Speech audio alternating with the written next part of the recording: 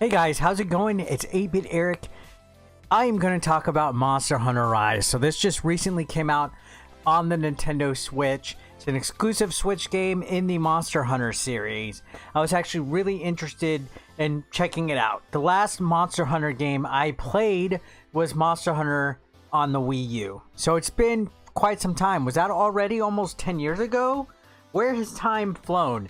So Monster Hunter Rise is my first true foray into Monster Hunter in quite some time. In fact, with Monster Hunter Ultimate, I really didn't play much of it. I played maybe like a couple hours, but I have dug into this game for the huge majority of the last 2 days. I think I'm about 12, 13 hours in, and I quickly learned that Monster Hunter is a game of patience. So this is more of a impressions of first thoughts video than a review, because I still have quite a bit of the game to go through. But after streaming it for about 5.5 hours and playing it for probably about a solid 9 today, I was like, all right, I'm gonna go ahead and give my thoughts on it. So this game, very interesting. The premise, a lot of people are asking me, what is the point of Monster Hunter? Well, it says it in the title. You're a monster hunter. So you go on a variety of different quests. Some of them can be as simple as going and getting a certain amount of supplies, or finding some rocks, or mining something, like simple fetch quest. And then some of them are slay 14 of this type of creature. And then some of them have you go out and hunt an actual larger monster that takes a little bit more of a strategy to put down. Along the way, you're able to craft and upgrade your armor and your weapons. You have a large amount of weapons and armor that you can build. You can forge them, you can upgrade them and put certain abilities and stuff. There's a lot of skill trees, a lot of huge RPG heavy elements here. On top of that, when you prepare for your quest, you can actually eat and give your character some buffs that help you out stamina wise, or ability wise, defense wise. Now, when you go into the quest, it kind of gives you an open world environment for which you go to, and you're able to actually explore, find different items that you can scavenge. These scraps go to upgrading your character, making your abilities a lot better to where you can attack better and defend yourself better. So this game, it takes a lot a lot of grinding. So the one piece of advice that I got on my live stream yesterday was, Eric, Monster Hunter is an acquired taste. It takes a lot of patience. And you guys that said that to me were not kidding. So I had a little bit of trouble early on when I was playing this game on stream, just because my character was severely underpowered. I was getting basically thrown around, getting killed. You're allowed to faint 3 times in each mission before you get completely booted out and you fail.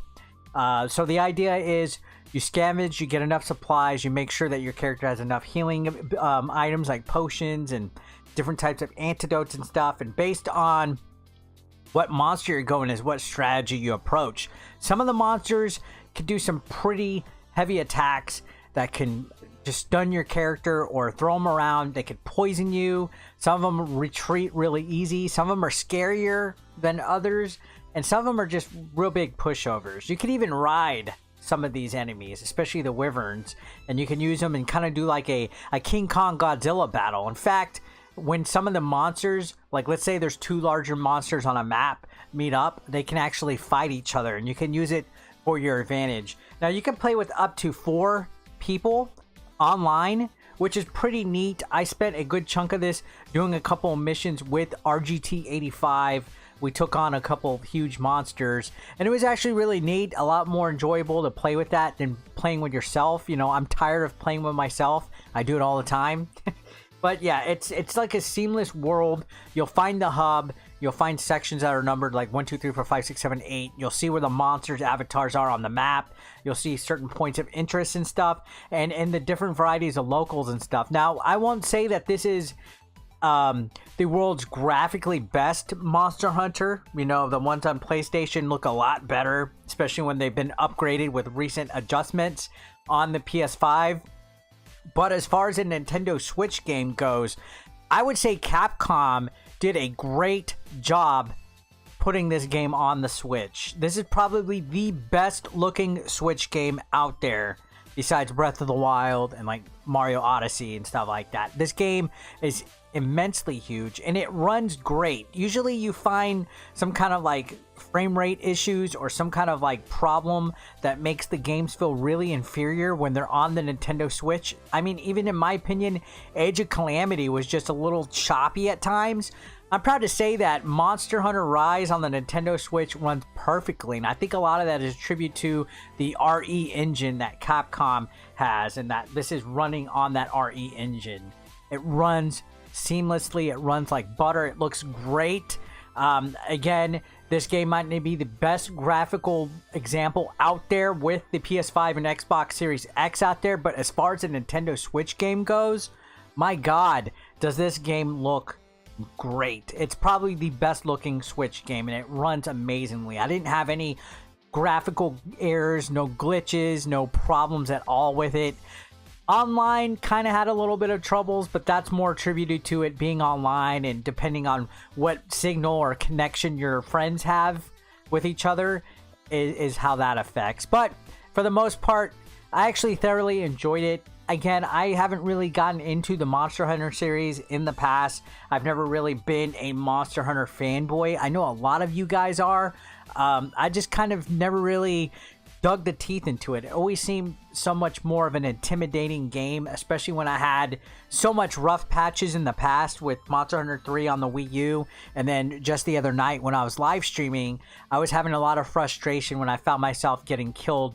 But I quickly learned there is a strategy behind preparing for your quest. Like if you were to really hunt a monster in real life, you prepare yourself, you make sure your equipment's up to par, and you kind of take your time. You find out the enemy's weaknesses and stuff. When you scout them, you can actually lure them with traps. You can try to capture them instead of kill them.